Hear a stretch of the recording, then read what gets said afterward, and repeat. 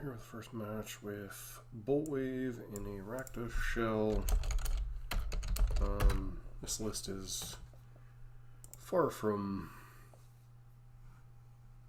what would be the best version of Burn. Can't keep the 4-lander. Yeah, we'll try this one. Put back the Shockland for now. Keep.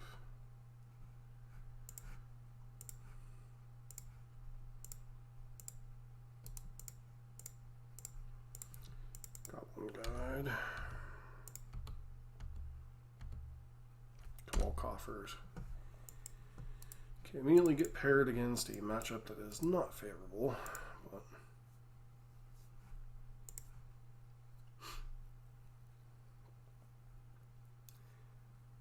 goes to 16, takes Bolt.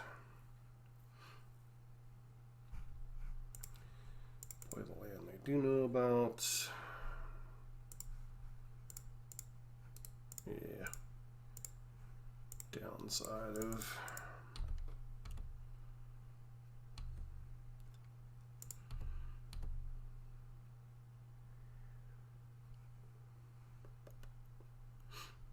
playing the black Cleave Cliffs and Blood Crypts is that black is the first color. So Cabal Coffers.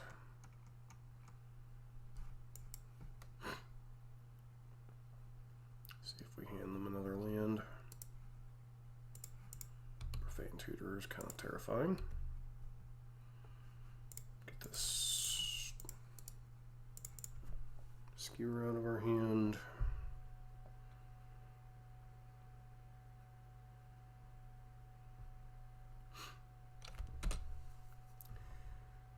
Surveillance.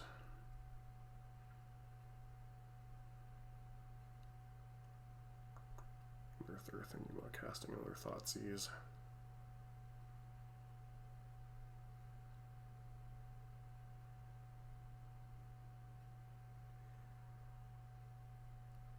Huh?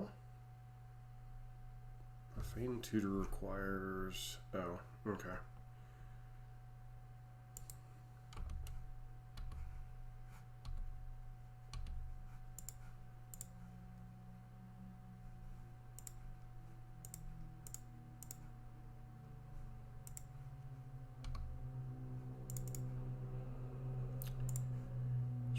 Theater, keeping basically any bolt effects at the moment.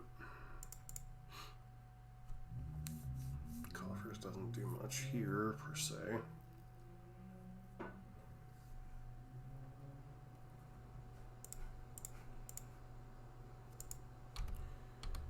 The opponent's kind of used to having Urborg in play would be my guess by that move. Or they have Urborg in hand and forgot to play it.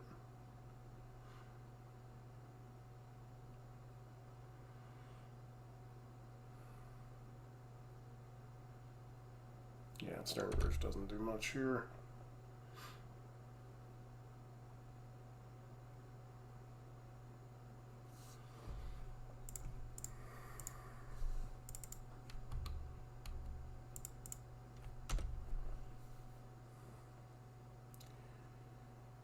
Alright.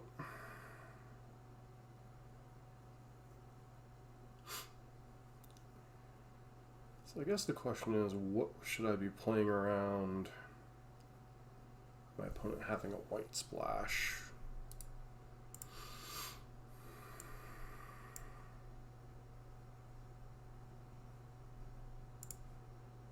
Apparently conceding.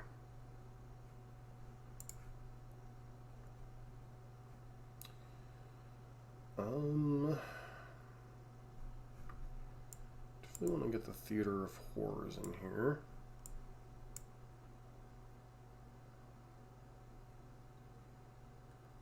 And then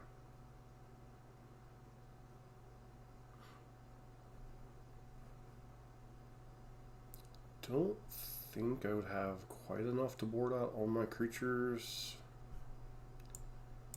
So I think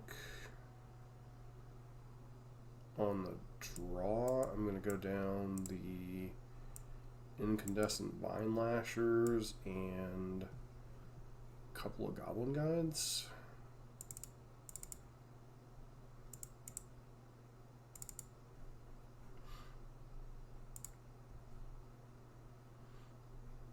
Like, you could bring in Rakdos Charm to blow up the random artifacts, but I don't really want to play that game per se, getting dead cards stuck in my hand, since they're not specifically a graveyard deck. Once again, 4 lands, definitely the argument for running fewer lands, but mulligan. It's almost becoming a punchline at this point.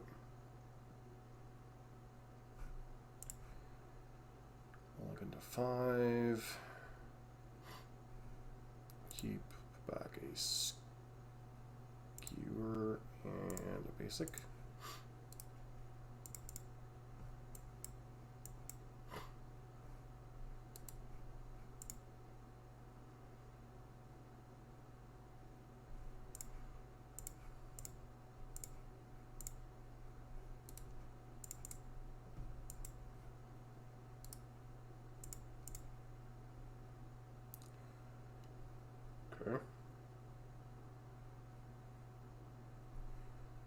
Opponent's got a lot of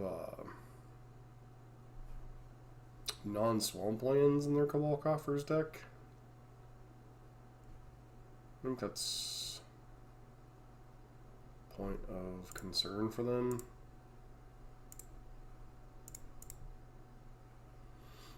Possibly have something like Reprieve here.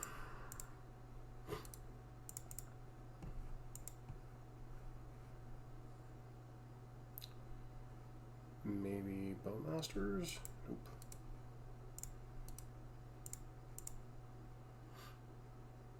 Necrodominance? Kind of unfortunate, but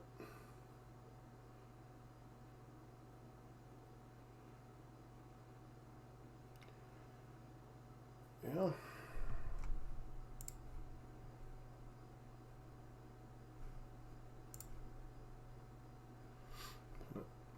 Unfortunately doesn't lose much with this exchange, so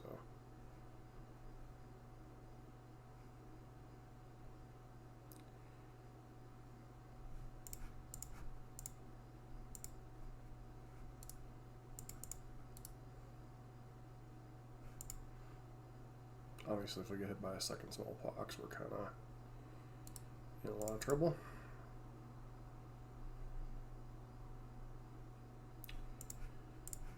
Okay.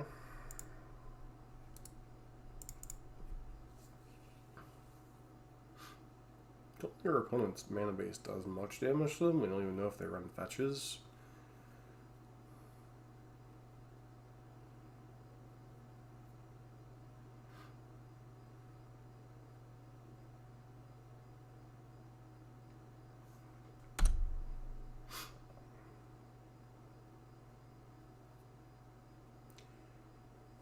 Okay, suspend the Earth Bolts. Pass. That does nothing.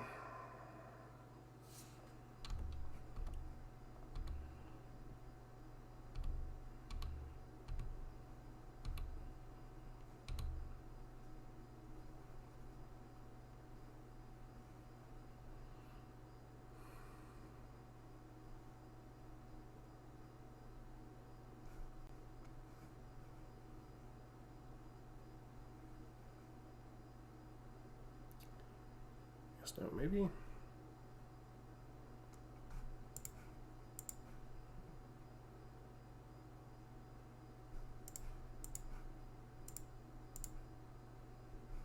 Yeah, Reprieve. Nope. GG. Alright, matchup number 2.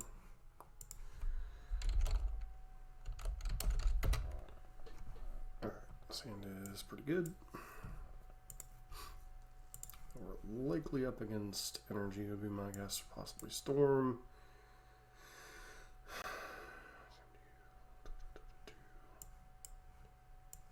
Vine Lasher and Divine Lasher plus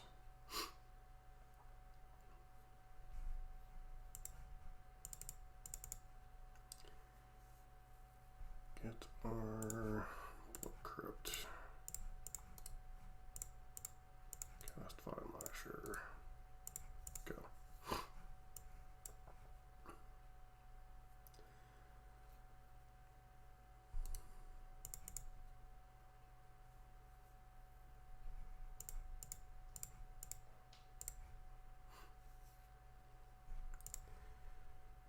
Cast.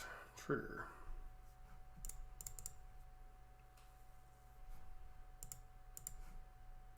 Trigger.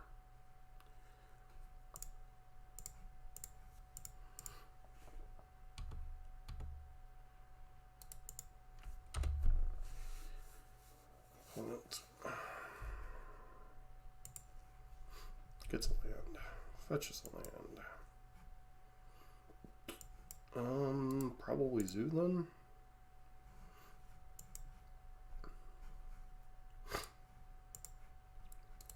Don't think we have a whole lot for the Zoo matchup. 3 Fatal Pushes, 3 Rakdos Charms, maybe.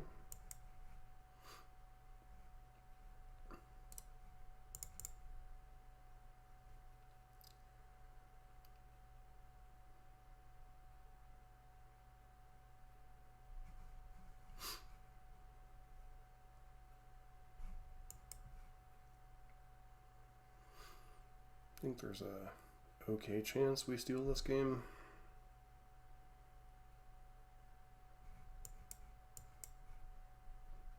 Okay, opponent goes to 9. Plays a territorial Kavu. Okay.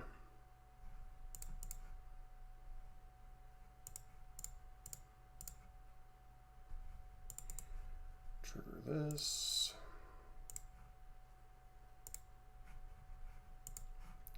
Choose opponent.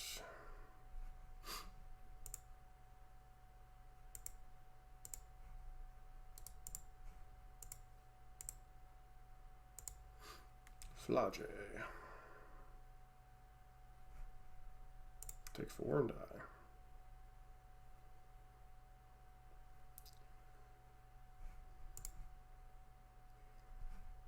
Alright, so with Flage, we bring in those 3, these 3, go down the income. Well, I think we actually go down Goblin Guide, and then 2 Indecent, and then call it a sideboard plan for now.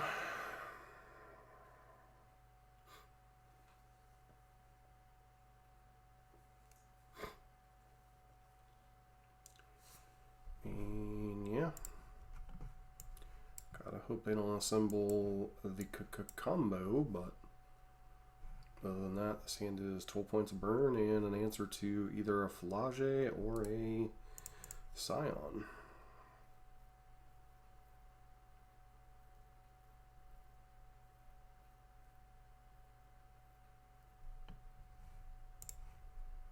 Alright, Suspender of Bolt and pass.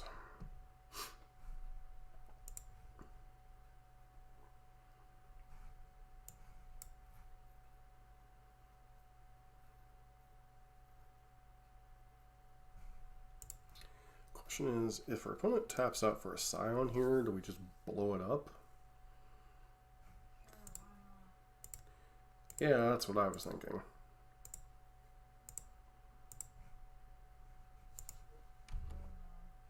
What? Wow. Said you never.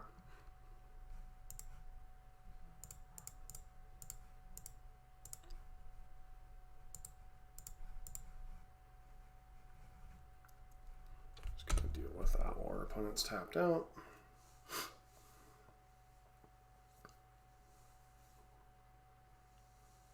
That way they don't have a stubborn denial or something, and they can't gain life off of random things. I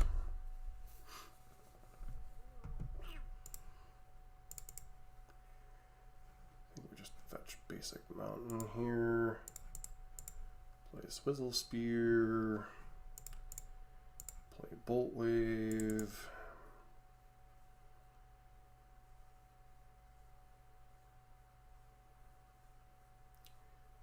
Can only assume the Swiss Spear is dying.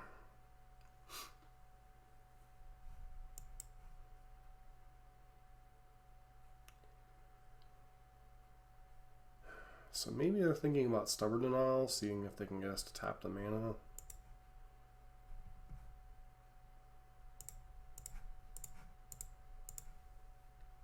Yeah, I'm not playing around Bolt here. They would have bolted this if they have a chance. If their removal spell is probably... Oh, okay, sure. They still could have... No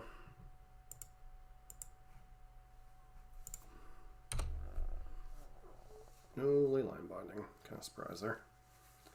Maybe I shouldn't have played into...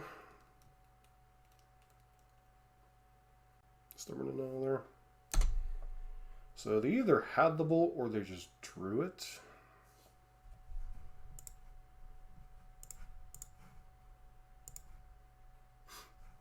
We'll just do this while they're tap low. Well, not really tap low, but don't have a additional permanent. So can't see them cracking this fetch. So let's do the dash. Do the Raga dash.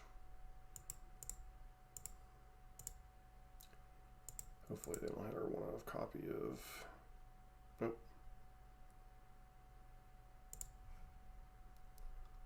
Alright, so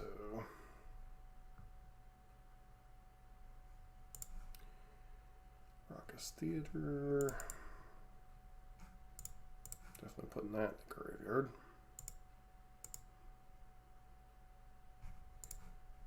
Boltwave.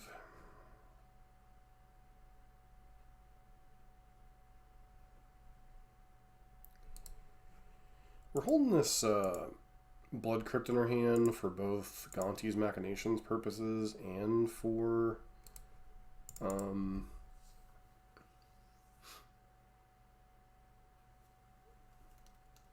Incandescent. Oh, Incandescent isn't even in our deck, so I guess the only reason to hold this in our hand is basically Gonti's Machinations.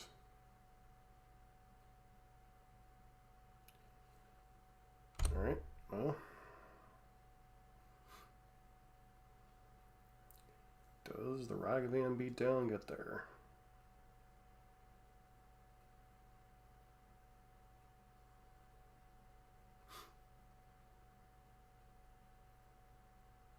So if they hit us, have a Tribal Flames in hand, and get something off the top of our deck, they could win here.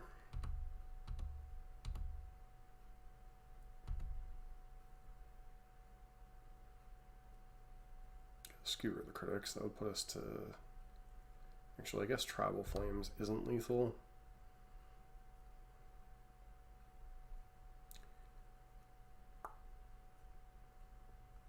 Still think they should Tribal Flames us, though, if they have the ability.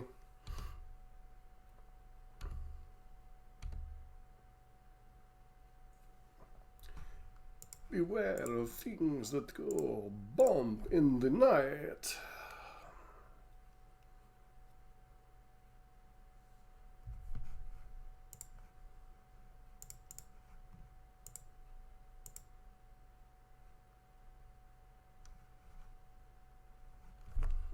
And just like that, this crazy brew is 2-0.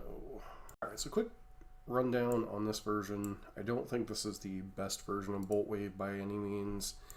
The whole thought process with this is just to get as many 1-drops in our deck as possible, utilizing Rakdos' Bump in the Night, Gonti's Machinations, and Incandescent Vine Lasher, in addition to Boltwave, Goblin Guide, Lava Spike, Lightning Bolt, and Monster Swift Spear.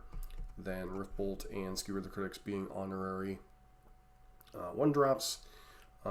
So that's the thought process. 20 lands, very similar to the Boros land base, other than the fact, obviously, that we're kind of lacking Canopy lands. Probably not the best build of Rakdos even, but did want to jam as many 1-drop spells in the deck as possible. Machinations being the only one that you can't fire off immediately.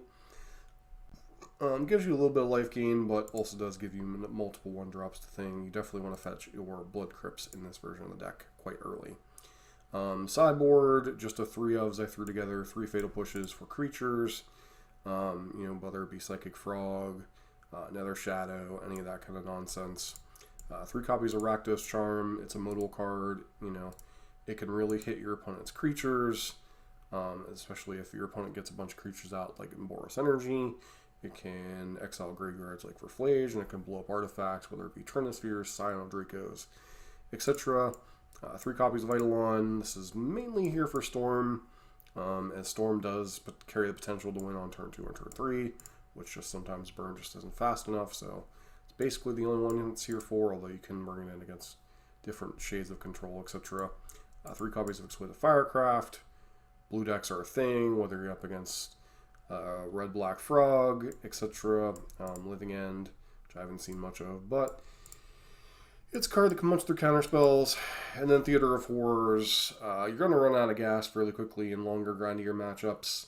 I'm not a huge fan of 4-mana Experimental Frenzy-esque style cards.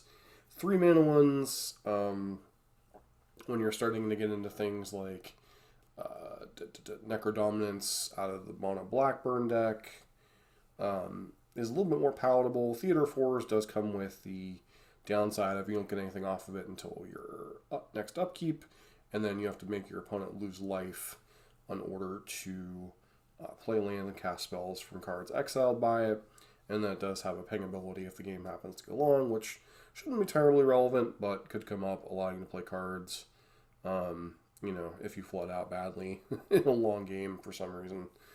But yeah, I figured it was a cool card to try out. Not a card I don't think I've ever played it in a bird deck, honestly.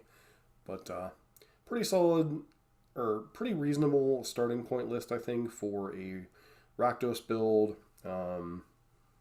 If this is the future of Burn, who the heck knows. But as always, if you like Burn content, don't forget to like, comment, subscribe. Hope to see you for our next video.